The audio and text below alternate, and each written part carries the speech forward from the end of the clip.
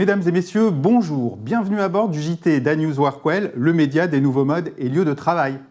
Dans ce JT, nous découvrirons quelques pépites repérées pour vous sur la Design Week de Milan et sur Vivatech. Nous ferons une halte à Shenzhen pour contempler une tour de bureau à la façade hydroponique. Nous nous arrêterons à Vertou, près de Nantes, où Supercargo vient d'ouvrir son premier container reconverti en espace de travail partagé.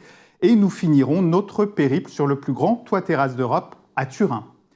Et nous démarrons ce JT avec un petit tour des bonnes idées repérées lors de la Design Week de Milan qui s'est tenue du 6 au 12 juin dernier. Le studio OMA et le fabricant Unifor présentaient ainsi leur nouvelle gamme de mobilier de bureau baptisée Principles. Composée de plusieurs dizaines d'éléments différents, la gamme permet de réaliser des compositions ultra vitaminées et hyper modulables, tout à fait adaptées aux aménagements flexibles d'aujourd'hui. Très remarquée également l'installation Floating Forest réalisée par l'agence Stefano Boeri Interiors, l'architecte du Bosco Verticale de Milan.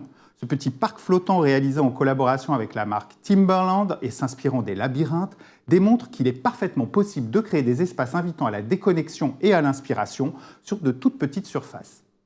Dans le domaine des luminaires, nous avons retenu le nouveau système étonnant proposé par le studio de design BIG et le fabricant Artemide, et baptisé Alphabet of Light.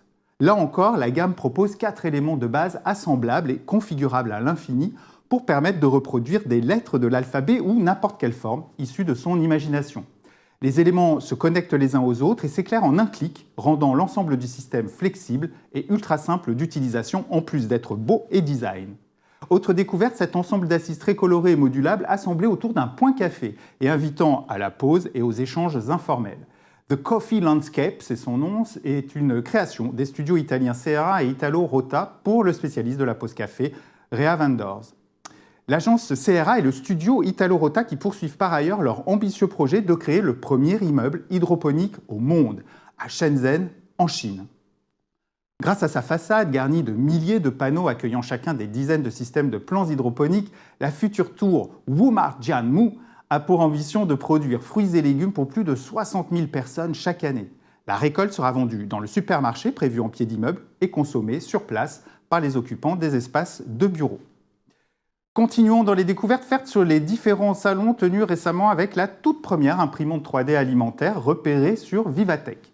Baptisée Pâtisse 3, elle a été développée par la jeune pousse française La Pâtisserie Numérique qui s'est fixé comme objectif d'aider les chefs cuisiniers à intégrer la technologie dans leur quotidien professionnel. Après avoir développé un logiciel destiné à l'impression 3D de nourriture, la pâtisserie numérique complète l'outil d'une imprimante 3D. Spécialement conçue pour une production à partir de pâte à cookies, cette solution permet d'imprimer tout type de forme avec tout type de pâte. Que ce soit pour des recettes sucrées ou salées, les possibilités deviennent infinies, uniquement limitées par l'imagination du cuisinier. Direction Nantes maintenant, où le tout premier espace de travail partagé installé dans un container recyclé vient d'ouvrir ses portes.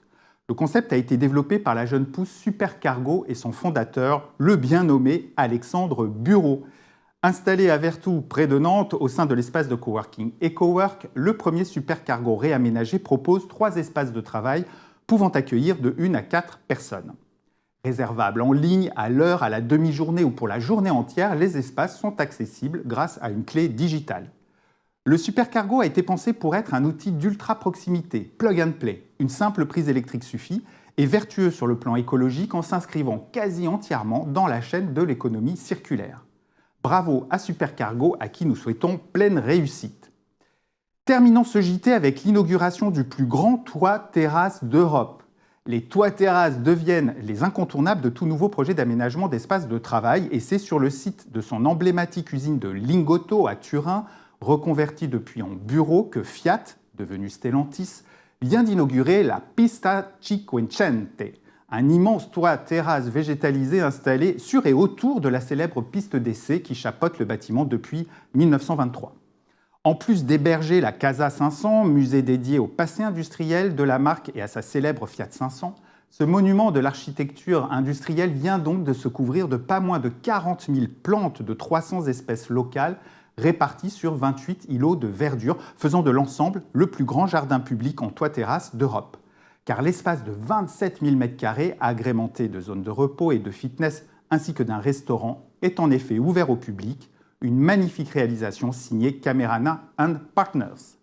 Voilà, c'est sur ces considérations bucoliques que nous terminons ce JT. Je vous donne rendez-vous à la rentrée pour une nouvelle bouffée d'inspiration. D'ici là, passez un bel été, portez-vous bien, à bientôt.